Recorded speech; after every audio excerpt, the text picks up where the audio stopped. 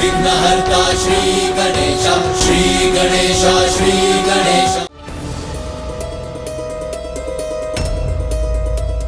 कुमार कार्तिकेय का प्रवेश शोणितपुर में हो चुका था और अब इसी के साथ आरंभ हुआ था द्वितीय चरण का एक साहसिक युद्ध।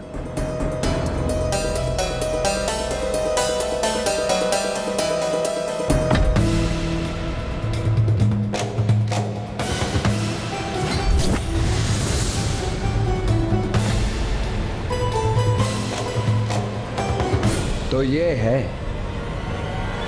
तारकासुर का मायावी शोणितपुर।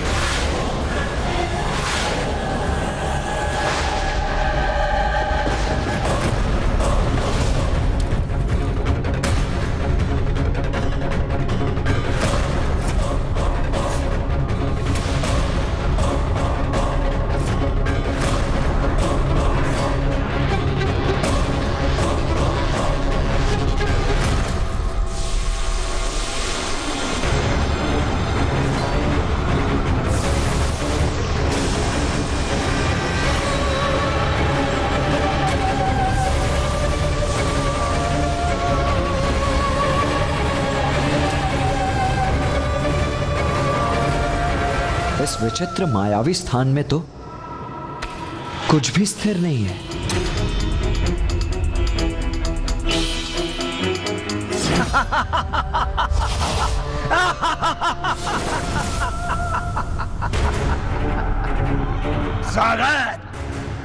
स्वागत है तुम्हारा देव सेनापति। कहो, मेरा मायावी शोणितपुर भा तो रहा है न तुम्हें? तारकासुर, तुम्हारे इस अनर्गल प्रलाप में कोई रुचि नहीं है मुझे ये बताओ कि तुमने इंद्रदेव, वायुदेव और कुबेर देव को कहां छिपा कर रखा है? कहां है वो तीनों देवता? ये तो मुझे भी ज्ञात नहीं। क्योंकि मेरे शोणितपुर की माया कोई न जान पाया। यहां कब, क्या, किसमें परिवर्तित हो जाए किसी को ज्ञात नहीं, मुझे भी नहीं। तारकासुर, तुम्हारे इस माया जाल को तो मैं अवश्य भेदूंगा। तीनों देवताओं को ढूंढूंगा भी और यहां से मुक्त कराकर भी ले जाऊंगा, देखना तुम। अच्छा, ढूंढो, अवश्य ढूंढो, किंतु कहीं उन्हें ढूंढते ढूंढते तुम ही न लुप्त हो जाओ मेरी माया नगरी के माया जाल में।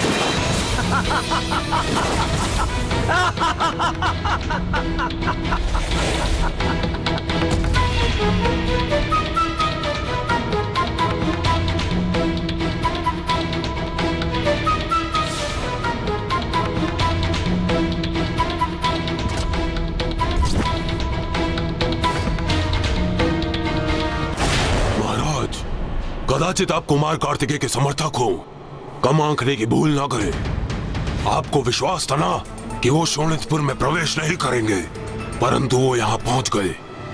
और अब आपका विश्वास है कि वो इन बंदी देवताओं को नहीं ढूंढ सकेंगे, और आपने उन्हें चुनौती भी दे दी जिसमें कभी सफल नहीं होगा वो। और जहाँ कुछ दिखाई ही न दे, वहां कोई किसी को कैसे ढूंढ सकता है? रात्रि, रात्रि।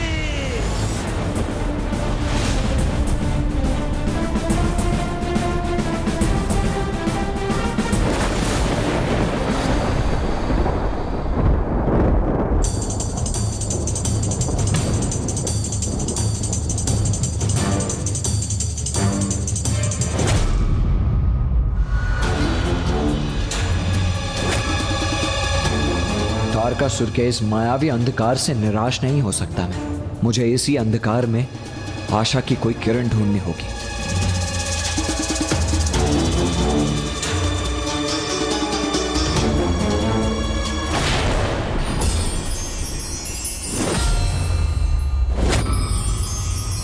इस गहन अंधकार में इतनी जगमगाहट कैसे उत्पन्न हो रही है? क्या है वहां? देखूं तो।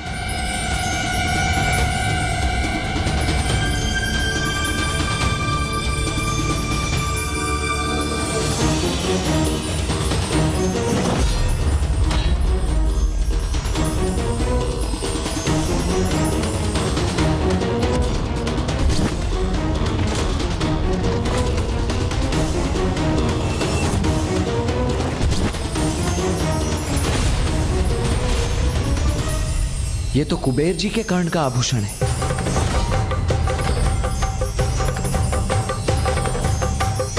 मुझे इस ओर देखना चाहिए।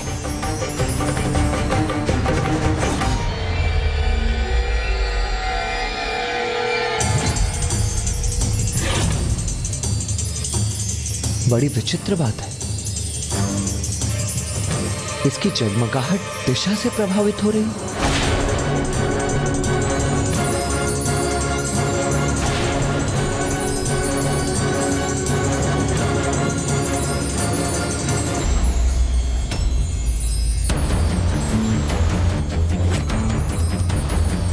ऐसा प्रतीत होता है जैसे कोई आकर्षण इसे अपनी ओर खींच रहा है, किंतु कहां और क्यों? देव सेनापति जी, ये खड़ग अवश्य स्वर्ण से निर्मित होगा, रत्न जड़ित होगा, बहुमूल्य होगा, और मूल्यवान वस्तुएं तो अपने आप मेरे समक्ष प्रकट हो जाती हैं।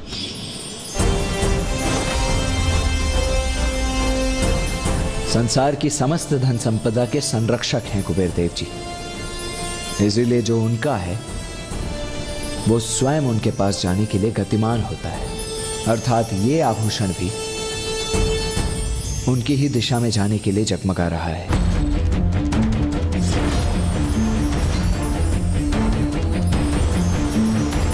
इसकी जगमगाहट तो बढ़ती ही जा रही है, अर्थात स्पष्ट है कि तीनों देवता उसी टीले पर स्थित हैं। मुझे इसकी ऊंचाई को लांघकर उन तक पहुंचना होगा।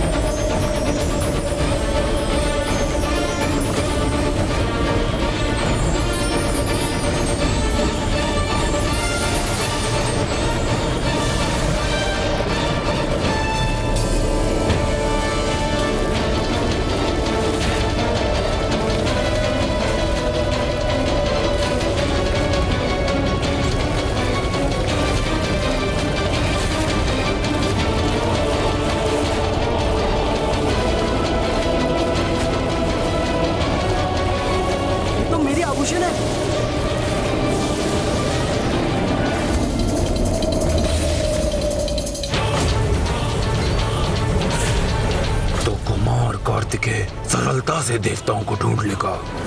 अब इन देवताओं का अंत करने में तनिक भी विलंब नहीं करना चाहिए हमें। या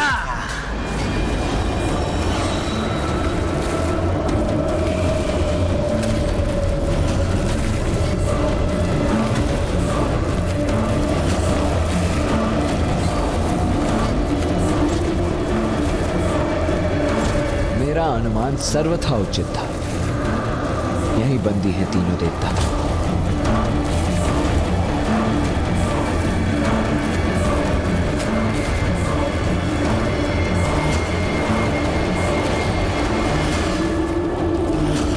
देवराज, ये अग्नि की लिपटें हमें भस्म कर देंगी।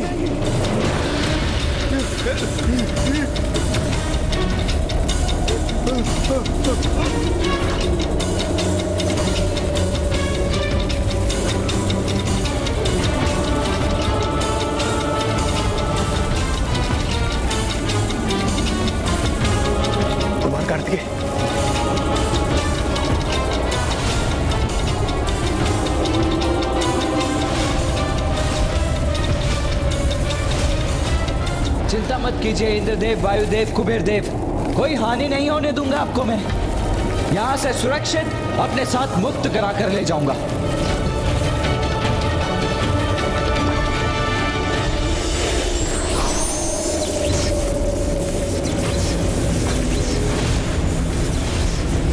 आप तीनों इस डोर को थामिए, फिर मैं आपको यहां से बाहर निकाल लूंगा।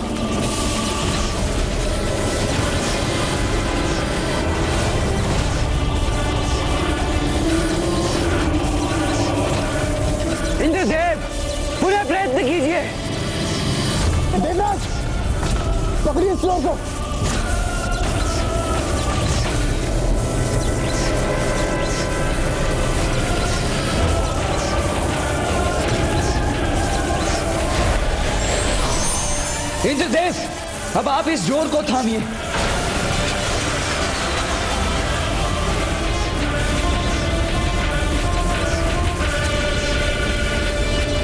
अब ऊपर आने का प्रयत्न कीजिए इंद्रदेव।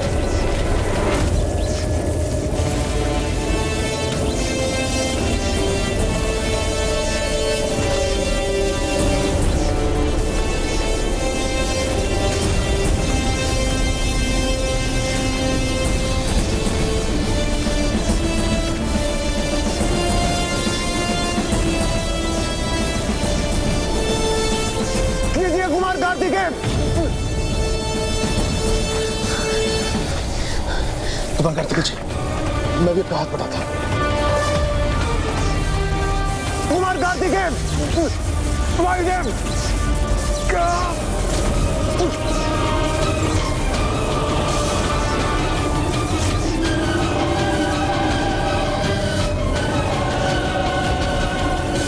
कुबेर जी, स्थिर रहिए, आपको भी अभी बाहर खींच लेंगे हम।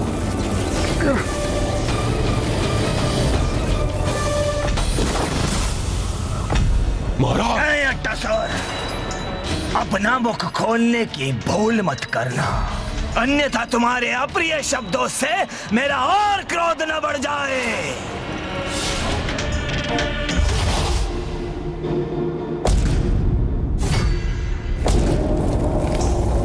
ज्ञात नहीं कुमार कार्तिकेय कहां पहुंचे और वो इंद्रदेव, वायुदेव और कुबेर जी की रक्षा करने में सफल हुए भी अथवा नहीं।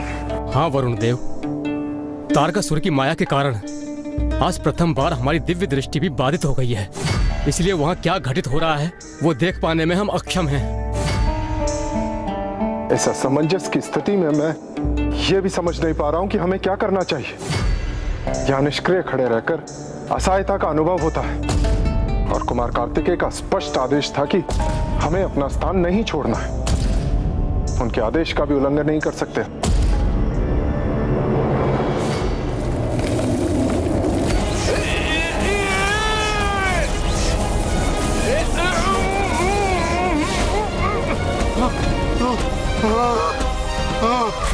यदि कुमार कार्तिकेय से तनिक भी विलंब हो जाता तो उसका परिणाम अत्यंत भयंकर होता। वैसे हमारा भार इतना नहीं है, वो तो आभूषण है ना हमारे तन पे इतने सारे, इस कारणवश वो भार में थोड़ी वृद्धि हो गई। किंतु आप सभी का धन्यवाद, आपने हमें खींच लिया। उचित कहा कुबेर देव जी, आपके आभूषण आपका भार अवश्य बढ़ाते हैं, किंतु इनसे आपका लाभ भी तो हुआ है। हाँ, आपके आभूषण के कारण ही तो मैं आप तक पहुंच पाया हूं। आपके आभूषण ने ही मुझे आप तक पहुंचने का दिशा निर्देश प्रदान किया है। आपने स्वयं यहाँ आकर हमारी रक्षा की है कुमार कार्तिकेय, उसके लिए कोटि कोटि धन्यवाद। देव सेनापति हूं मैं, इसीलिए देवताओं की रक्षा करना तो मेरा परम कर्तव्य है वायुदेव, जिसे मैं सदैव पूर्ण निष्ठा से निभाऊंगा।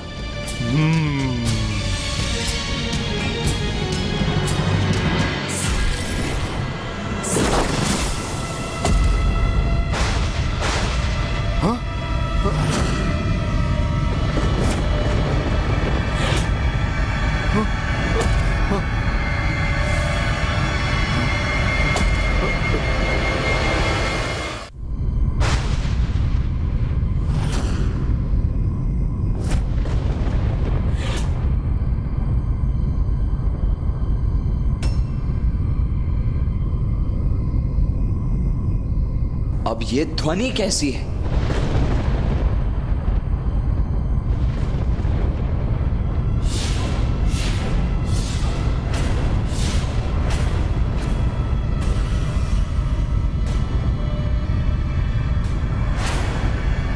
ऐसा प्रतीत होता है जैसे आकाश को स्पर्श करती हुई किसी भवन की आकृति। तनिक ध्यान से देखता हूं।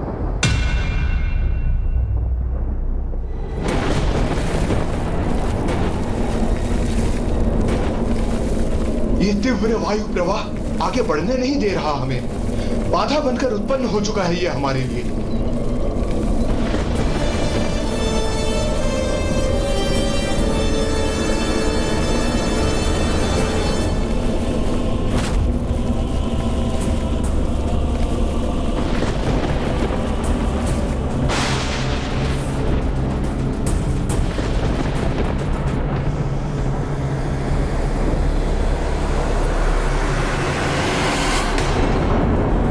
अरे ये सब क्या हो रहा है? आकाशमात भवन कैसे और कहां लुप्त हो गया? तब तो अब हमें इसी दिशा में आगे बढ़ना चाहिए। उचित है देवसेनापति कार्तिकेय, हम आपके नेतृत्व में आगे बढ़ते हैं।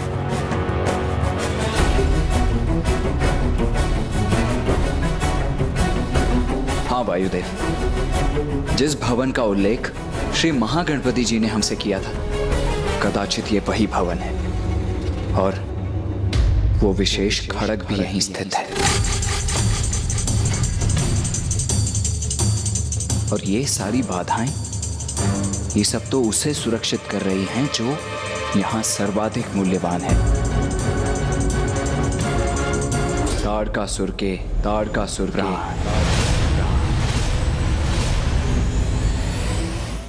अब हमें यथाशीघ्र इन बाधाओं को पार कर उस भवन तक पहुंचना होगा, जिसके लिए हमें सर्वप्रथम सीधे मार्ग पर आगे बढ़ वहां पहुंचना होगा जहां हमारे समक्ष एक वन प्रकट हो।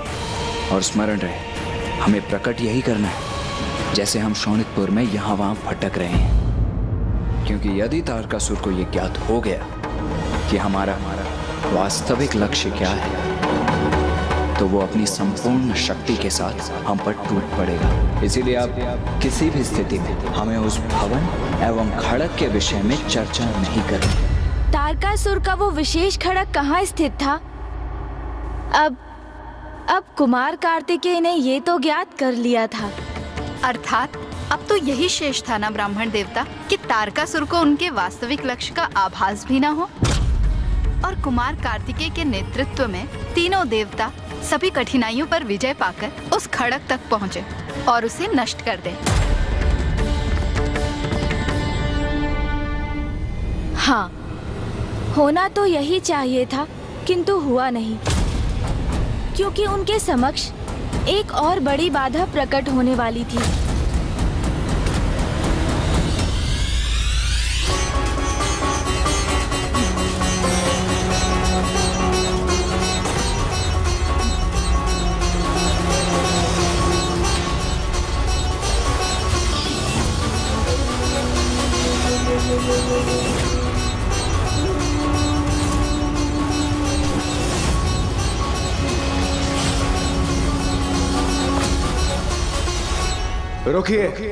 रुकिए आप सभी।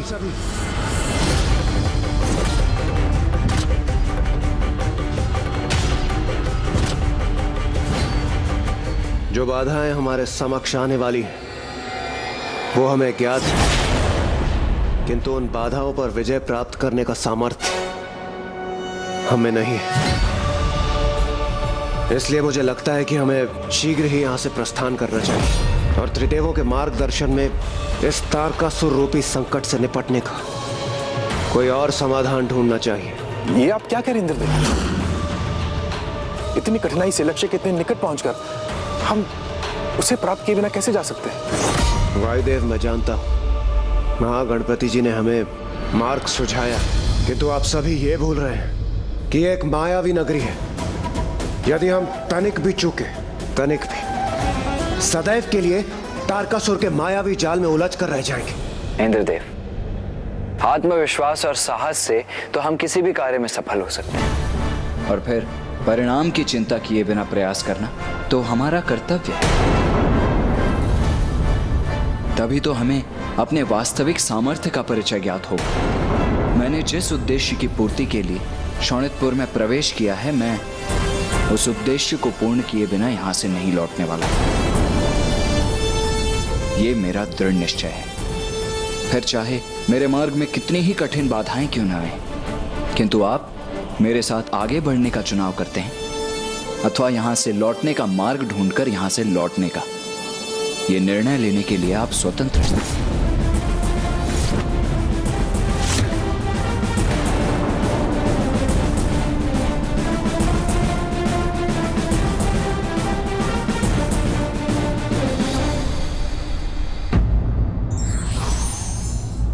व्यक्ति के भीतर दृढ़ संकल्प और आत्मविश्वास हो तो आगे बढ़ने का मार्ग मिल ही जाता है। For more updates, subscribe to our channel, click the show links and enjoy watching the videos.